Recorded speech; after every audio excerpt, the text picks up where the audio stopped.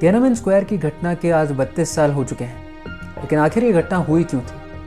1980s में China में double discontent था, खासकर यूथ में, पॉलिटिकल डिस्कंटेंट और इकोनॉमिक डिस्कंटेंट। पॉलिटिकल डिस्कंटेंट इस बात को लेकर के था कि चाइना में केवल एक ही पार्टी रूल किया करती थी, चाइनीज़ कम्युनिस्ट पार्टी। आज भी वही केस है। उसके अलावा इंडिविजुअल फ्रीडम्स और लिबर्टीज़ यूथ को या लोगों को वहाँ पे नहीं मिलती थी। इकोनॉमिक डिस्कंटेंट इसलिए था क्योंकि 1980s से चालू हुए लिबरलाइजेशन प्रोसेस का फ़ायदा सबको नहीं मिल रहा था।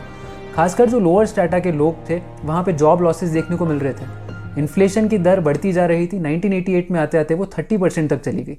करप्शन के भी केसेस सामने हैं। उसके अलावा जो यूथ था, उनको ऐसा लगता था कि चाइना का एजुकेशन सिस्टम उतना एफिशिएंट नहीं है कि वो उनको फ्री मार्केट इकोनॉमी के हिसाब से तैयार कर सके। अब एक इवेंट होता है 1987 में। चाइनीज़ कम्युनिस्ट पार्टी के जनरल सेक्रेटरी, जिनका नाम था हु याओबैंग, उनको अपने पद से इस्तीफा देना पड़ता है। अब ये जो लीडर थे वो पॉलिटिकल रिफॉर्म्स के फेवर में थे और इसीलिए हार्ड लाइनर्स इनको पसंद नहीं करते थे और इनको अपने पद से इस्तीफा देना पड़ा। अब ये बात चाइना के लोगों को, खासकर यूथ को ज़्यादा पसंद नहीं आई। लेकिन वाटरशेड मूवमेंट तब हुआ जब 1989 में हु की डेथ हो गई। अब हु की डेथ को मौन करने के लिए कई सारे लोग इंक्लूडिंग यूथ तिएननमेन स्क्वायर में इकट्ठा हुए। लेकिन धीरे धीरे ये मॉर्नर्स प्रोटेस्टर्स में तब्दील हो गए और ये डिमांड करने लगे प्रो डेमोक्रेटिक रिफॉर्म्स की। इनिशियली तो चाइनीज़ गवर्नमेंट ने इन पे सॉफ्ट रवैया रखा, इनको केवल वार्न कर दिया कि आप ऐसा प्रोटेस्ट मत कीजिए। लेकिन फिर बाद में एक इवेंट होने वाला था चाइना में। 15 मई को रशिया के पीएम विजिट करने वाले थे चाइना। अब चाइना को लगा कि उनके लिए ये मेजर एम्बैरेसमेंट हो सकता है। हालांकि ऐसा कुछ नहीं हुआ, लेकिन फिर भी चाइना के हार्ड लाइनर्स लीडर्स ने ये डिसाइड किया कि अब इस प्रोटेस्ट पे क्रैकडाउन किया जाएगा।